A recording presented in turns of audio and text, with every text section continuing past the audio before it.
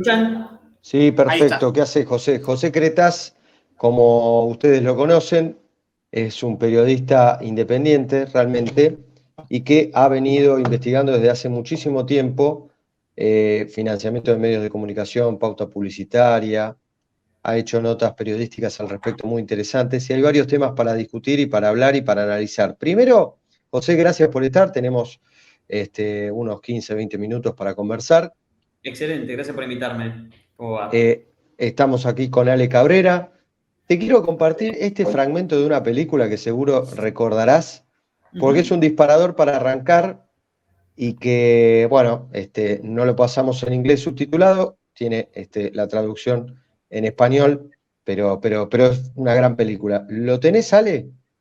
Dale, lo mando. Nuestra historia se centraba en si Bush había terminado el servicio militar.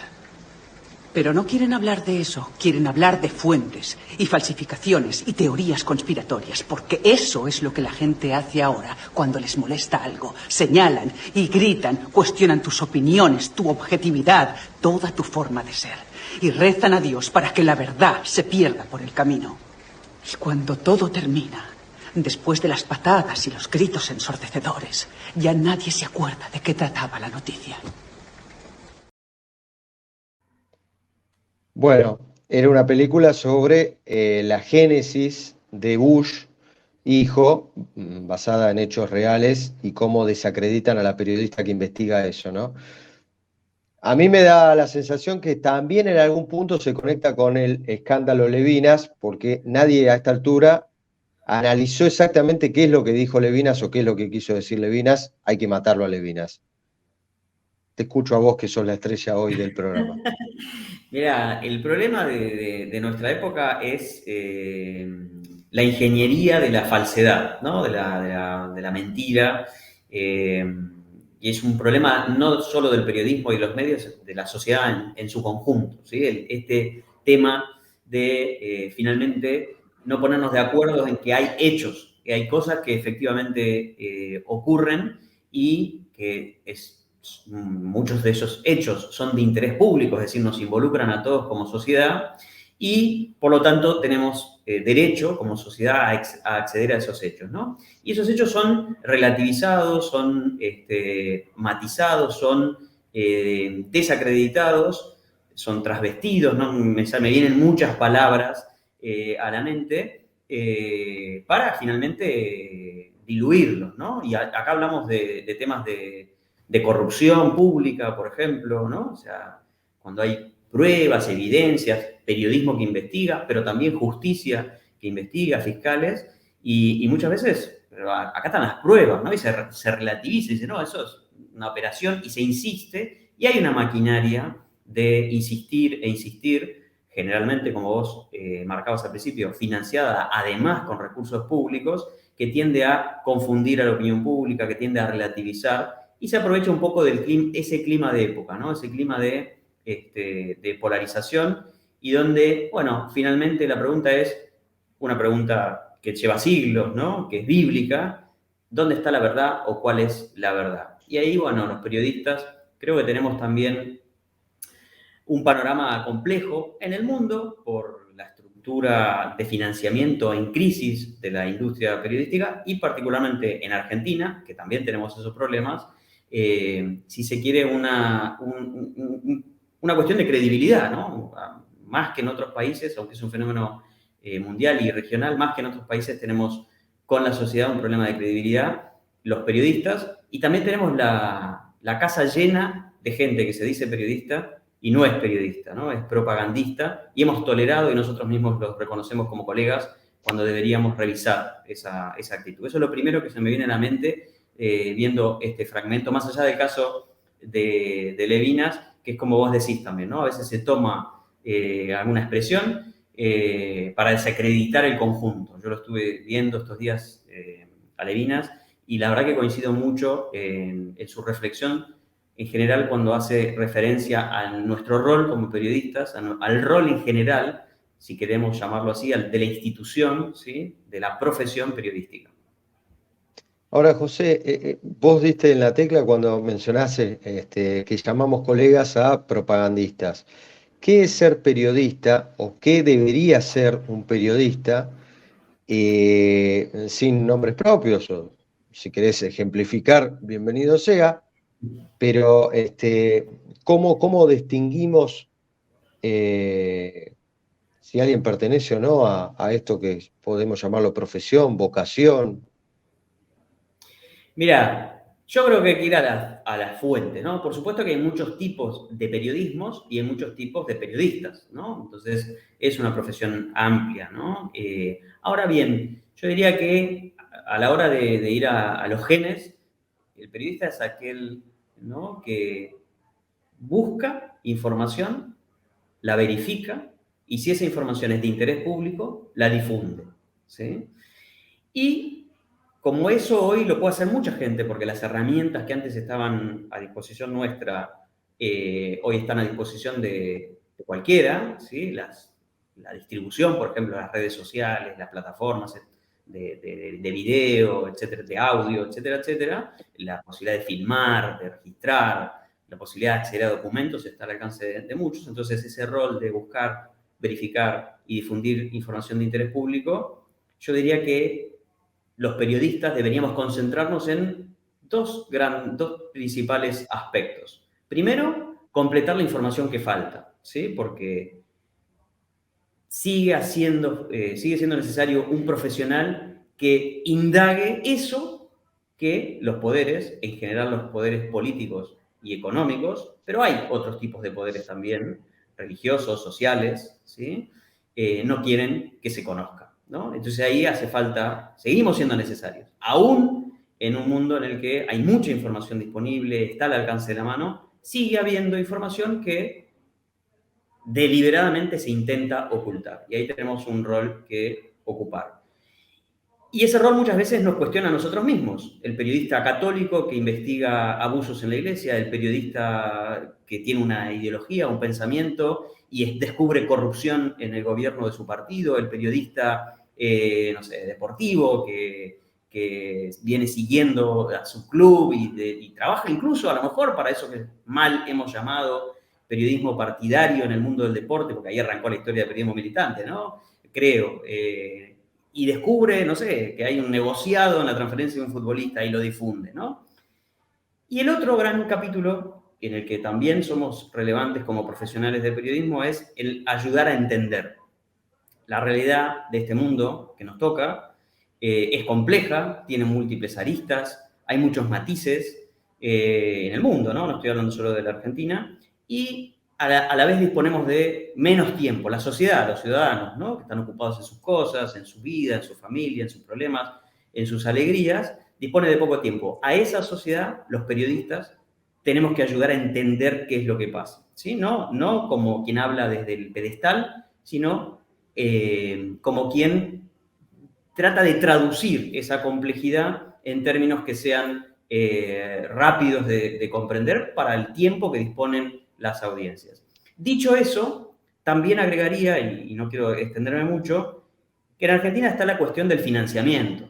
Y la cuestión del financiamiento de los medios, donde la publicidad oficial y otros subsidios públicos y negocios conexos muchas veces, no necesariamente vinculados a la comunicación, enturbian todo. Está todo contaminado y ahí también tenemos que ser, obviamente, de algo hay que vivir, ¿no es cierto? Los salarios, los periodistas tienen que cobrarlos y está esta cuestión, bueno, sin publicidad oficial no se podría vivir y demás. Bueno, en todo caso habría que hacer un esfuerzo superior para marcar, bueno, sí, en este medio el 90% de los ingresos vienen de la pauta oficial. Tratamos de hacerlo lo mejor posible profesionalmente, pero no negar que eso condiciona. Siempre el financiamiento condiciona de alguna manera, en mayor o menor medida, aun cuando hay un esfuerzo por hacerlo profesionalmente, la agenda al menos, la cobertura, el enfoque, ¿sí?, la jerarquización que se le da a esa información.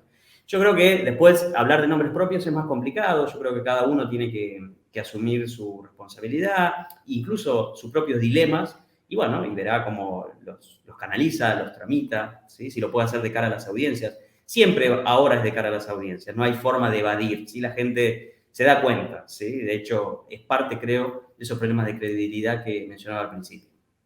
Ya le dejo a Ale Cabrera la pregunta que levantó la mano. Solo una reflexión porque también lo compartimos en radio. Allí Babi no le prestó atención, pero me parece que José sí. Hay una película que para mí es maravillosa, que tiene mucho que ver con lo que recién mencionaba José, vamos otra vez al cine, que es Casi Famosos, cuando el periodista adolescente, fanatizado por la banda que tiene que cubrir para Rolling Stone, decide, gracias al sabio consejo del periodista experimentado, que tiene que ser insolente, que tiene que ir al hueso, ir definitivamente al hueso y dejar de lado su fanatismo por esa banda de música. Esa es la diferencia entre el periodismo militante y el periodista. Y lamentablemente acá está todo confundido, ¿no? Hay una audiencia que quiere el aguante, la lógica del aguante, aguante Cristina, y es más periodista y mejor periodista el que más dice aguante Cristina. Yo creo igual, y por ahí podría pasar, a mí no me gusta mucho la cuestión de la grieta, de esto de los dos lados. Para mí siempre son muchos lados, muchos matices, ¿no? Blanco y negro, es más complicado que, si fuera tan simple como un lado y otro, digamos, la vida sería mucho estaría más resuelta. Yo creo que hay también un autoengaño. Parte de la transformación de los medios de comunicación, ¿no? Del mundo analógico, de pocos medios muy potentes, ¿no? Que controlaban la distribución de la información, ¿no? Sí, estoy hablando de mediados hacia fines del siglo pasado, esa transformación hacia el siglo XXI, ¿no? Donde hay multiplicidad absoluta de medios, donde no hay ningún problema de distribución, es baratísimo, gratuito, cada vez más barato producir. El problema está en tener audiencias, ¿no? En captar audiencias, porque las audiencias están atomizadas en ese mundo digital.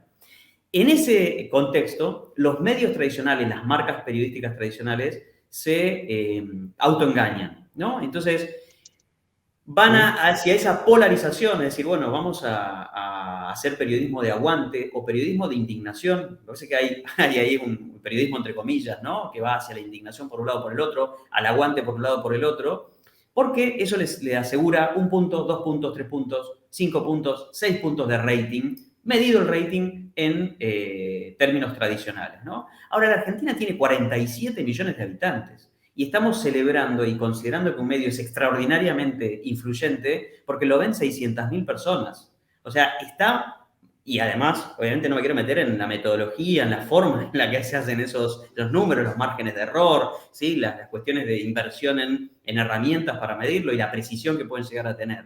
Entonces, yo creo que me voy un pasito para atrás a tu pregunta. Relativizaría la importancia que tenemos como medios, como periodistas, cuando de golpe decimos, estamos ganando la franja en 5 puntos, en 3 puntos, en 6 puntos de rating. Y ni hablar de la audiencia de radio también, ¿sí? Claro. Que todavía tiene más problemas de medición.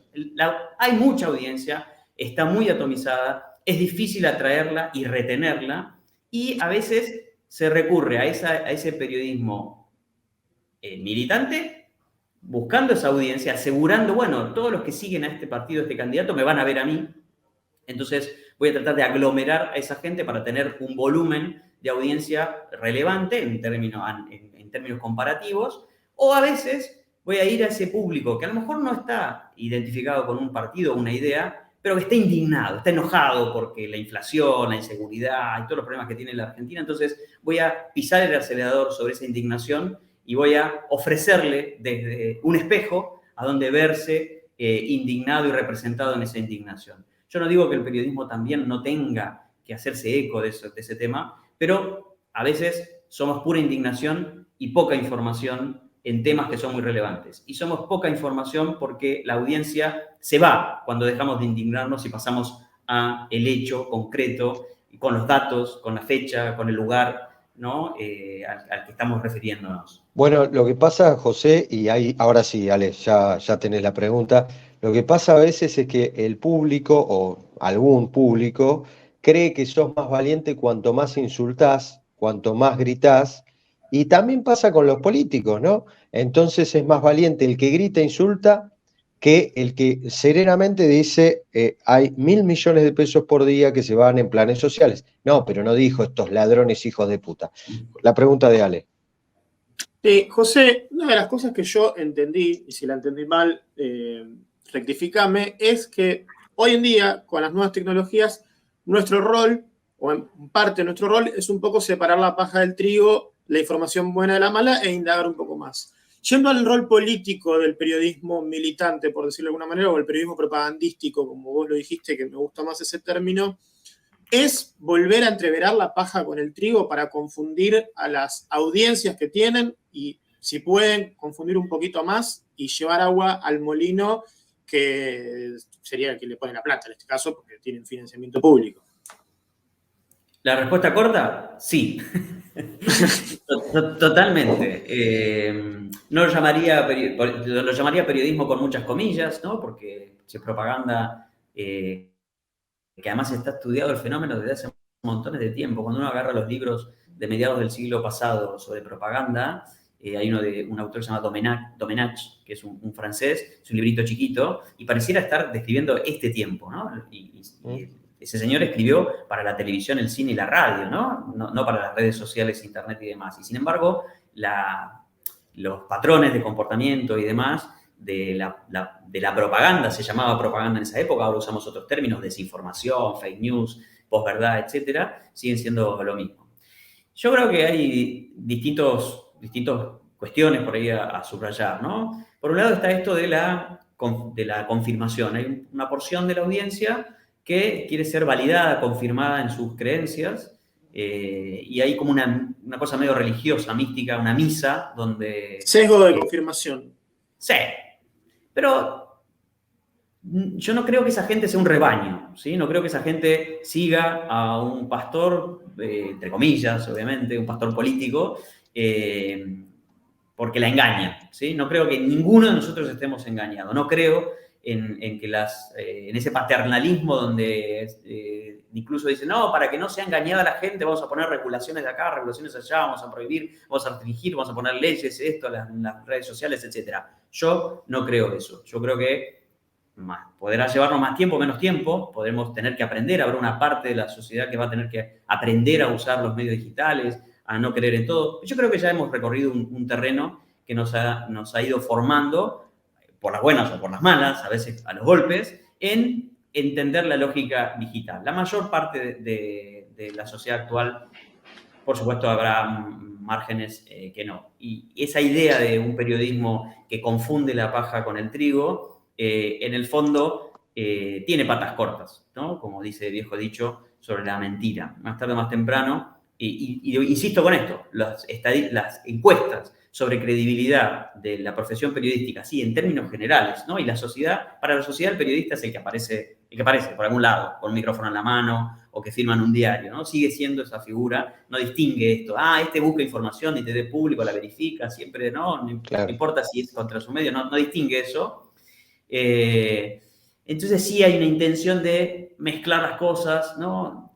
Insistir con la gota que va cayendo siempre para tratar de torcer, alterar los hechos, ¿no? Algunos podrán ser confundidos, creo que la minoría, otros prefieren creer que las cosas tal vez no son como son. Y te hago, sí, te hago la última, José, y lo invito a Ale a que nos pase el último video del día de hoy, que tiene que ver con estar delante de una cámara o delante de un micrófono y no saber, o que a veces los medios eligen al ignorante, porque el ignorante es más fácil de que repita la mentira o que repita lo que le pide el dueño de los medios. También está la discusión de si los dueños de los medios tienen que ser o no periodistas, porque... También está la cuestión de...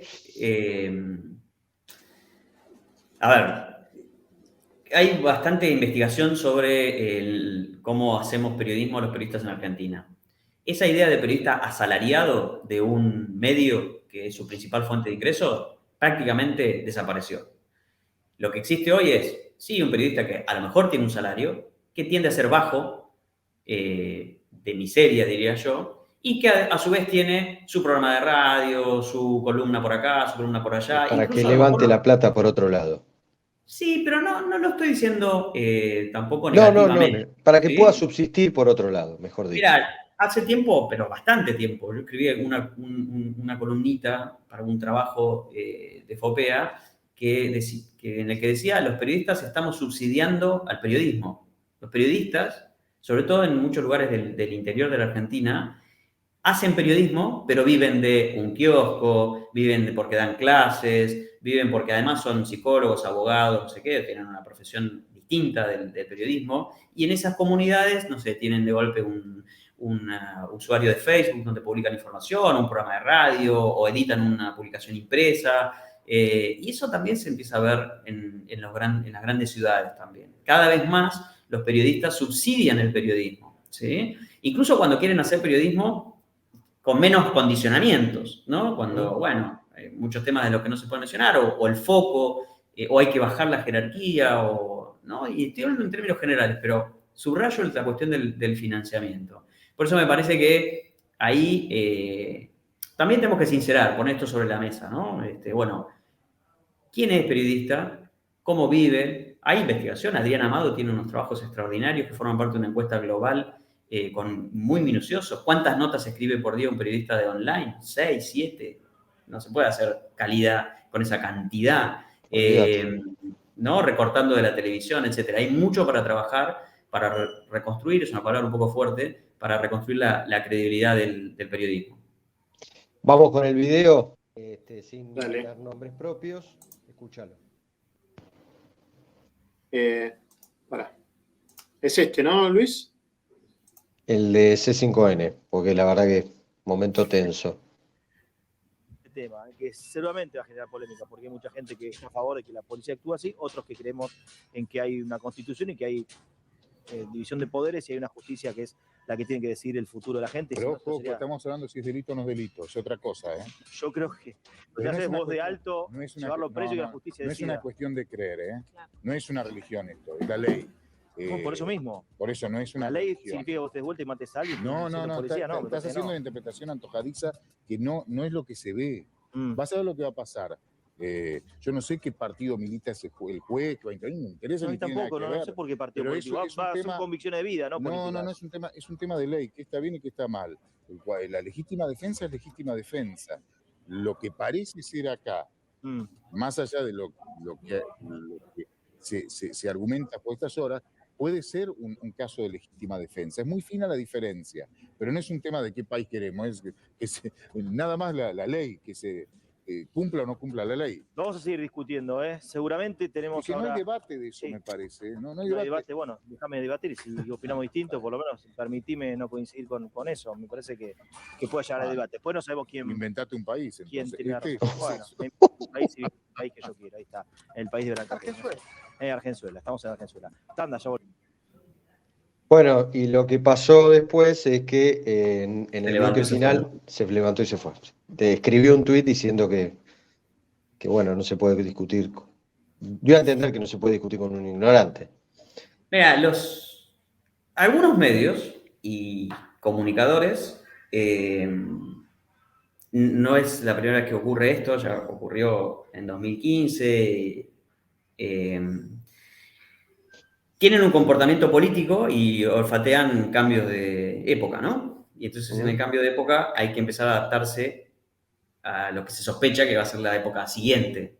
Y ahí es donde empiezan a aparecer en este tipo de canales los matices, ¿no? Las diferencias.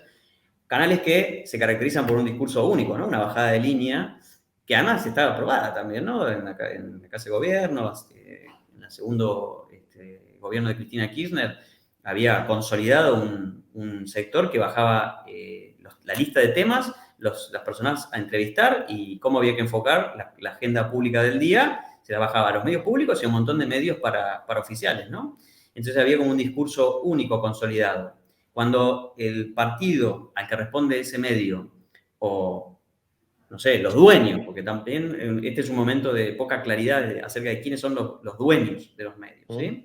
Empiezan a ver que, bueno, la cosa va a cambiar y que su financiamiento puede estar en riesgo, también empiezan a advertirse modificaciones en el discurso y en la agenda de esa pantalla. Me parece que esos cortocircuitos que se están viendo pueden tener que ver con eso, pero solo es una elucubración, ¿eh?